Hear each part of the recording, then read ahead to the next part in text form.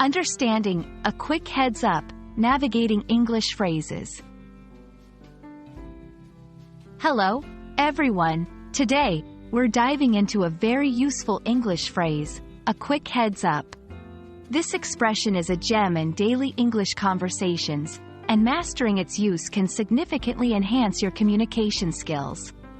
Let's explore what it means, how to use it, and some examples to make it crystal clear. A quick heads up is an informal phrase used to give someone a brief notice or warning about something before it happens. It's like saying, "Let me inform you about something important in advance."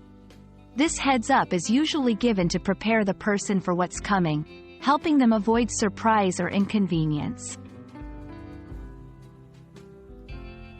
Using a quick heads up is suitable in various scenarios, whether in personal conversations, emails, or professional meetings.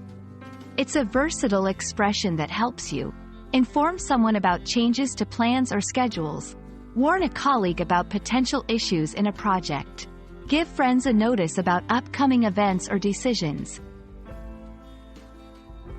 The key is to use it when you believe the information will be beneficial to the other person, allowing them to prepare or adjust accordingly. Example 1. Just a quick heads up, the meeting tomorrow has been moved to 3 p.m. Example 2. A quick heads up, the road to the beach is closed, so we might need to take a detour.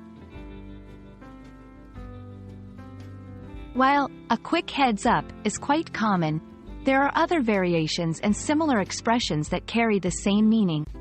Knowing these can enrich your conversational skills. Just letting you know, I thought you should be aware.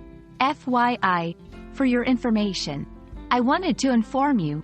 These variations offer flexibility in how you convey your message, allowing you to adjust the tone and formality according to the situation and your relationship with the listener or reader. Understanding and using the phrase, a quick heads up, effectively can make your communication more considerate and informative.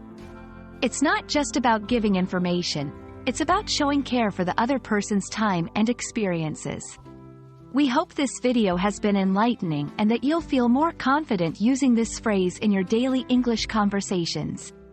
Thank you for watching, and see you in our next lesson.